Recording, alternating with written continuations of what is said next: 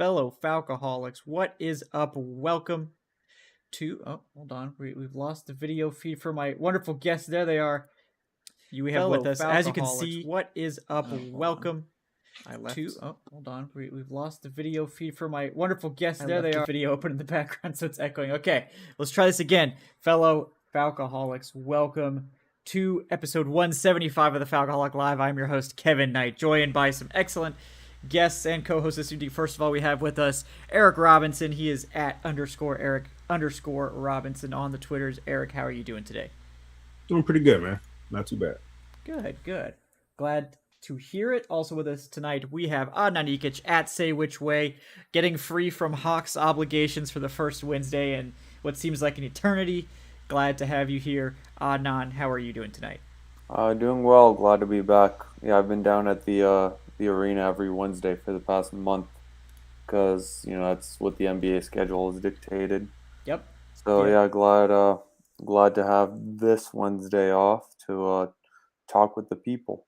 Yeah, and it's a good Wednesday because we are knee deep in Senior Bowl coverage, which of course I am attending, courtesy of many of your generous donations, folks.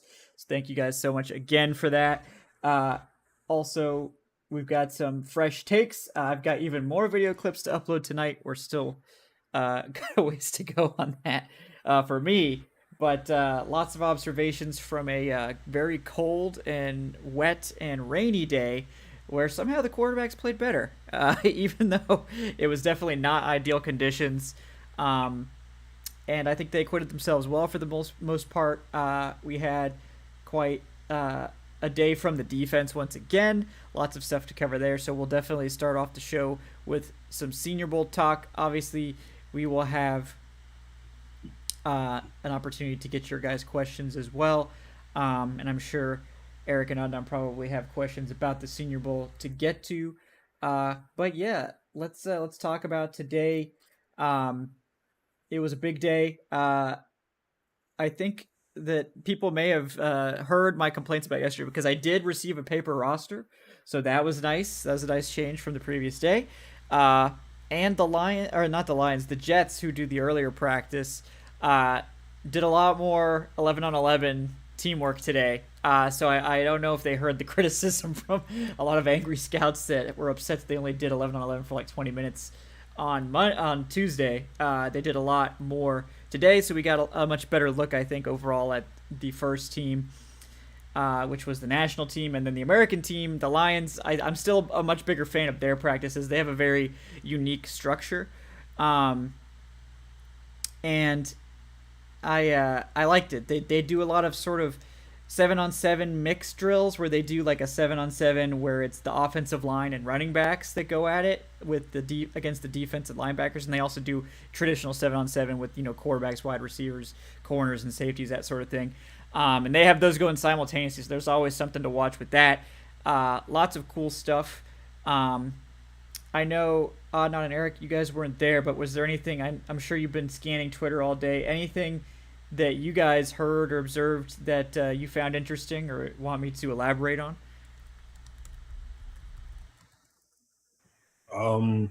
I find it interesting that the offensive tackles have been getting taken to the woodshed for the past 2 days. Yeah, pretty much. Yeah. I haven't really seen many positive reps over the past couple of days from offensive tackles. I'll take that back. I've seen a couple here and there, but for the most part, larger part, the offensive tackles have looked poorly so far. Mhm. And the quarterbacks, I don't think there's really been a quarterback that has taken that step to further himself from the rest of the pack so far, which doesn't surprise me because it was the same way last year. I remember Mac Jones had a horrible start to the week, and then like the final 2 days, he finally turned things around. But he didn't have a great start as well. So that really doesn't surprise me a whole lot. Like quarterbacks normally don't have great starts to Senior Bowl week for some reason. I don't know why. But it's all-star games. Yeah. They haven't really thrown to these guys before. The typical excuses, right? Right. Yeah. But some of them are they really excuses, or some of them like, hey, you know what? this guy's really exposing themselves a little bit. I look at like the practice that Kenny Pickett had today, and I'm thinking like, okay, he didn't get his hand measurement, and you saw him drop a couple snaps on the ground. So he had trouble with he had, issues holding on to the ball in the rain. But all I heard from, the Kenny Pickett fans were that, he played in so many elements while at the University of Pitt. He's used to it. I'm like, all right, he gets down to Mobile and he's fumbling snaps. And yeah, okay. Yeah. He wasn't the only one, Desmond Ridder on the first day fumbled a couple snaps, but that's a guy who hasn't taken a lot of snaps under center, so it's not terribly surprising in that regard either. But yeah, I mean, it was wet and slippery out there. There was a lot of drops early on by the receivers too. So this was a challenging day for everyone, especially the quarterbacks and the receivers. I did think that the quarterbacks in general actually played better today than they did the first day, even despite the conditions. I thought Ridder, of course, he's still a little bit inconsistent with his accuracy, but he had some great throws today. He hit a couple that impressed me. I was also really impressed by his interview. He really talked about sort of the things that he had been working on, and he understands that where he's at right now is not going to cut it in the NFL, and he sort of talked about his process about trying to get better and all the little things he's been working on since the season ended even. So I was impressed by him. I did think that Pickett had a solid day. Carson Strong again was up and down, but he hit like the best play of the day, and even that was a little bit underthrown because North Dakota State's Christian Watson, that dude just flies, and they couldn't throw it far enough for him. Like they tried 4 times. Yeah, I'm starting to like him more and more. Yeah. Right. It was like they literally could not throw it far enough to keep him from having to slow down. It was pretty impressive. They just kept slightly underthrowing him, and it got better as the day went on. But it was just funny that it was always him that they just always underthrew. But to be fair to the quarterbacks, the deep ball is the one that takes the most time to get down with your receivers. It really does take time to iron that out. But that was pretty impressive. I am wondering, in your opinion, is there anyone, and I know it's still early, it's only been 2 days, so this question may be a bit premature. Is there anyone you could see the Falcons potentially falling in love with and maybe even taking a bit higher than the draft board is expecting?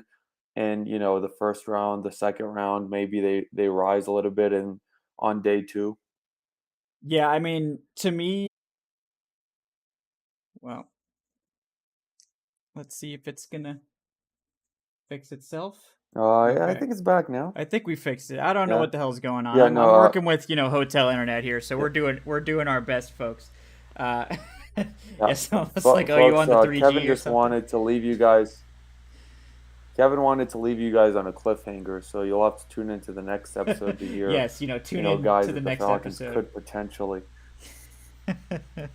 Exactly. Okay, I think it says it's working now, so I can hear you. I think that you can hear me. So I think so far so good. Yep. So we will continue to monitor the terrible internet. But yeah, to me, Jermaine Johnson is the guy that really stands out to me, that I really love. And he's someone that I liked a lot coming in, but just throughout the whole season and coming into the Senior Bowl, every game, as the season went on, I thought that Johnson got better and better. Just consistently throughout the season, he looked faster. He looked more decisive. And it's culminated in a great Senior Bowl week. He looks even more explosive than I saw on tape. I thought that his athleticism was good, certainly, but it looks even crazier out here, and it's even more impressive considering that it's a higher level of competition here. Not that the ACC is a slouch or anything like that, but these are some of the best offensive linemen in the country, and Trevor Penning, and he's going against Darian Kennard a lot. So this is a tough matchup for him, and he's showing out. I mean, he's unstoppable. So in terms of first rounders, I think the hype train is going to be rolling for Jermaine Johnson possibly popping up to number 8 even. Now, I have a scenario. Okay. So, let's say that the Falcons, possibly move a wide receiver for a late first round pick going into the draft. And, they get a late first round pick and they take best defensive player available, offensive lineman at 8, and Jermaine Johnson is sitting there at 15, 16. Would you trade up? Man, I don't know if I could justify the trade up. Maybe it works better like if they trade down, like what I did in my mock last week where I traded down with Washington or traded down with like Cleveland, if they're looking for a quarterback, something like that, and then snagging him there. But um yeah, I don't know. It's tempting because I love this dude. I think he's so smart. Like just he on tape he just doesn't make mistakes. He's a guy that doesn't fall for play action. He plays his run fits correctly. He's got a lot of moves. Just really enjoyed the tape. So yeah, I mean we'll see how high he ends up rising. I think if he has like an elite day at the combine and tests out of this world, then he'll absolutely be in that conversation with Ajabo, who Ajabo we know is a special athlete, but he's not anywhere near as polished as Jermaine Johnson. So for a team like the Falcons that really needs an edge immediately, someone to come in and play like today, tomorrow, Johnson to me is probably closer to that guy than Ajabo is right now. If you want to talk about ceiling, Ajabo probably still has the higher ceiling. I mean, he's a special dude, but yeah, I'm a big fan of Johnson. But Eric, I know you're also a fan of Jermaine Johnson. What do you think about his week so far?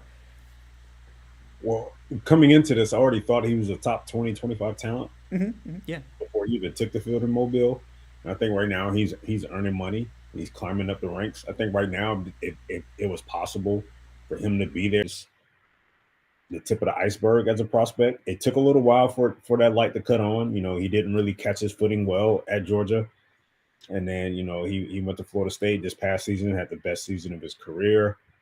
Uh, and granted, there were still questions about him even after this season. But I think this week right now, I think he's showing how dynamic he can truly be. And I think when it's all said and done, I will not be surprised if Jermaine Johnson is a top 12 pick in the NFL draft.